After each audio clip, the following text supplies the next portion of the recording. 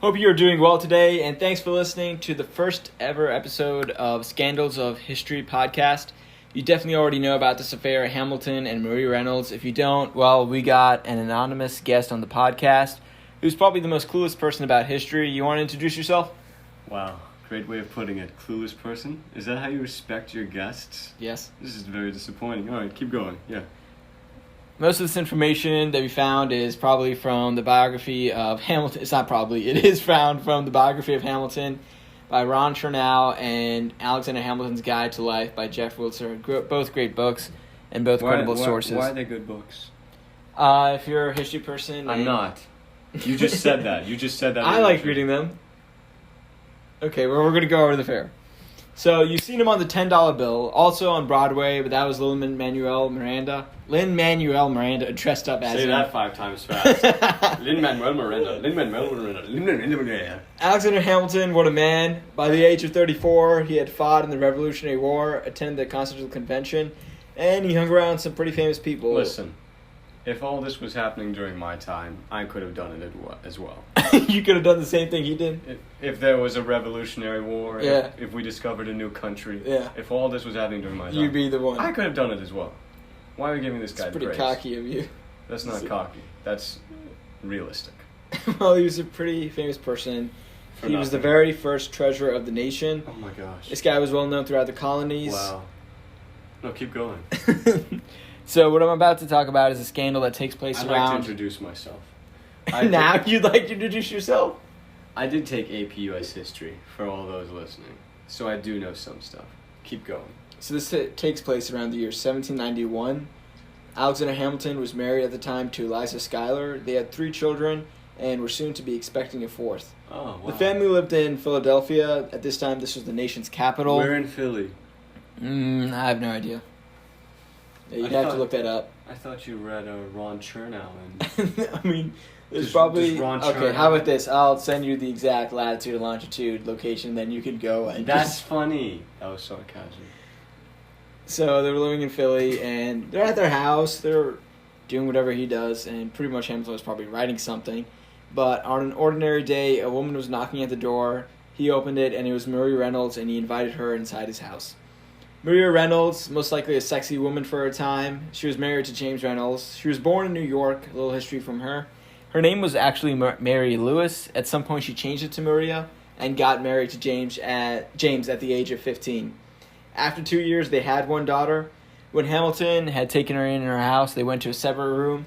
She told him that her husband was a cruel being and was going to leave her for another woman. We could probably guess, most likely, that James was being domestically abusive to Maria. I thought you were going to say he's gay.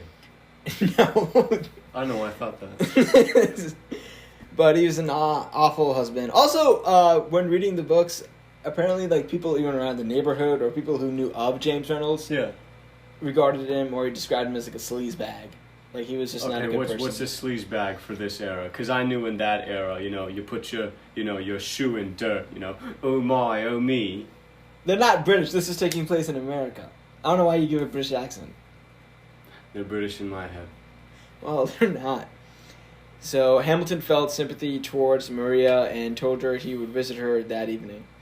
And there's a direct quote from Hamilton. Visit her? Yeah.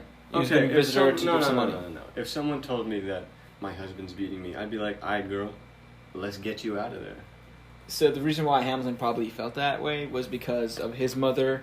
Her first husband was very abusive towards her, and also when Hamilton was around 12 years old, his mother passed away. So he definitely felt sympathy towards women. This is all new information for me because this is the first time I'm hearing Well, even this. Hamilton would write about women's rights. Like, you can even find letters or evidence. He was very forward to have women given rights. Hey, at that time, that's pretty... No. Simp. No. What a simp. No. Well, we have evidence, and this is how he describes how the evening went with Maria. I quote, "I put a bank bill in my pocket and went to the house. I inquired if Mrs. Reynolds were shown upstairs, at the head of which she met me and conducted me into a bedroom. I took the bill out of my pocket and gave it to her. Some conversation ensued form, which it was quick apparent that other than pecuniary consolation would be acceptable." Am I pronouncing that right? Pecuniary? P-E-C-U-N... I-A-O-Y. Damn, he has good vocabulary. itinerary. So basically, he went to her house. They started talking. One thing led to another, and they had sex. Nice. Hamilton continued to have sex with Maria. He did state that he was always encouraging for Maria and James's marriage to succeed. What? If he wanted the marriage to succeed, why did he have sex with her?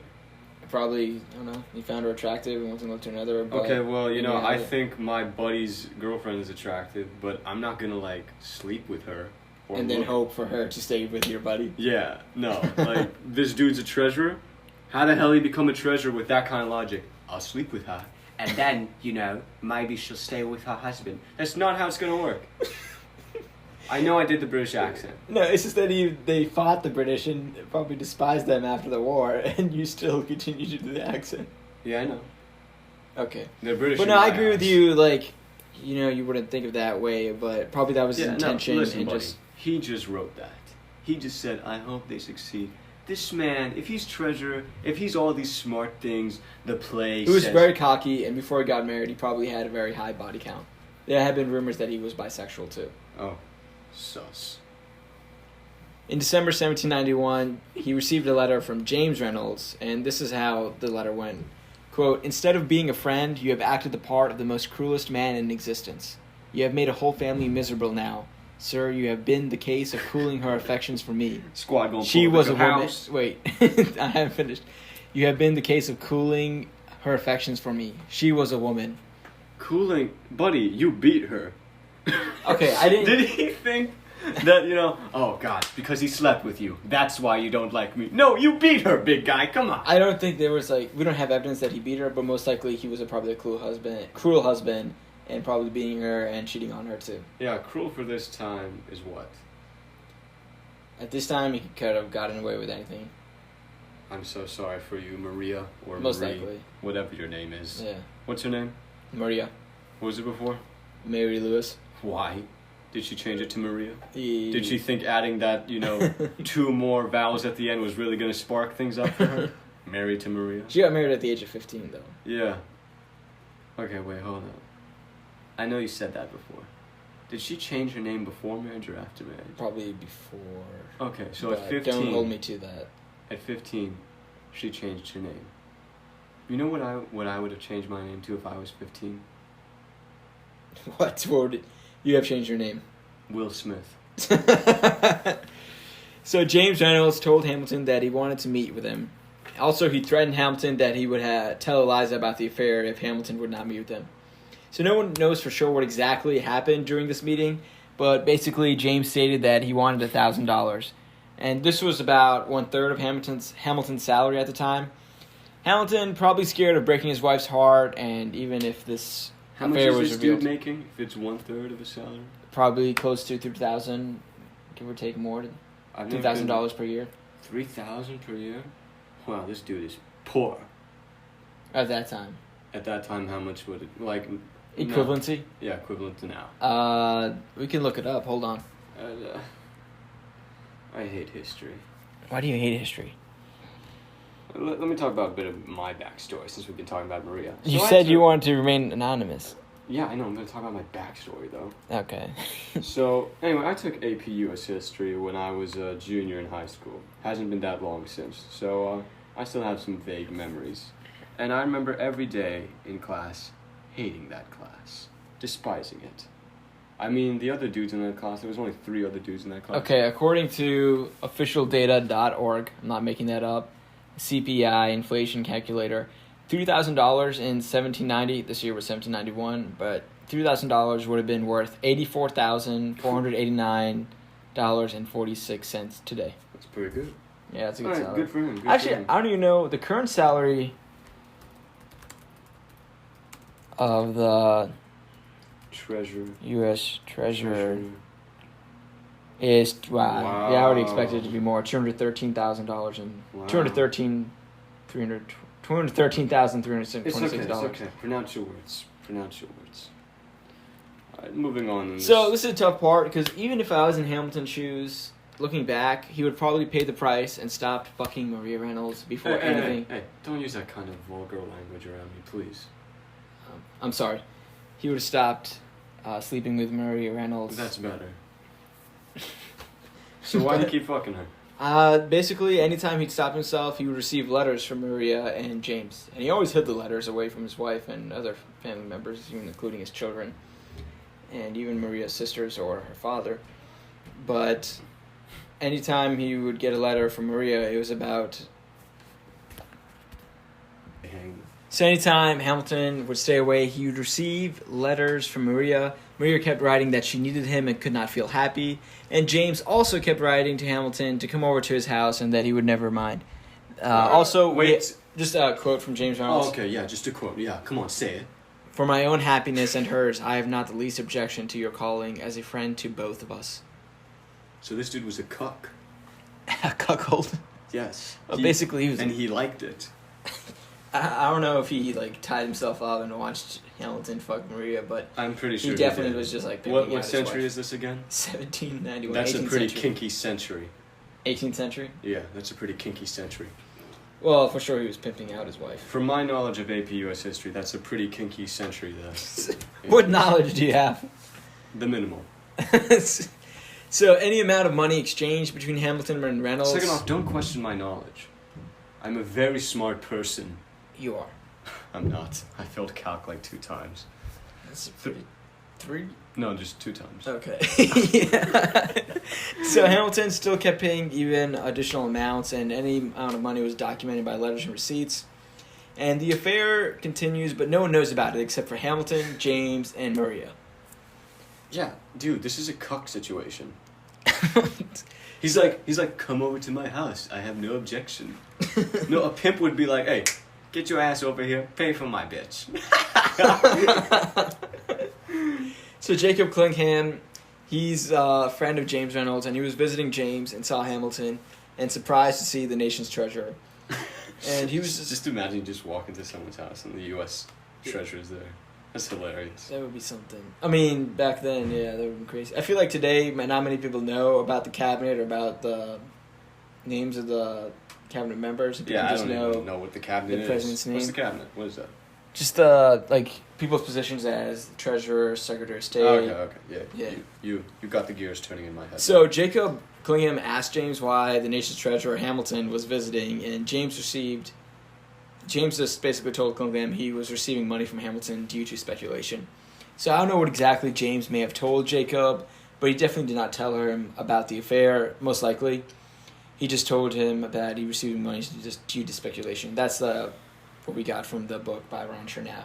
So, I mean, it's fun to guess what he may have told him. Cough, your voice. I sound better now. Thank you very much. No, keep coughing.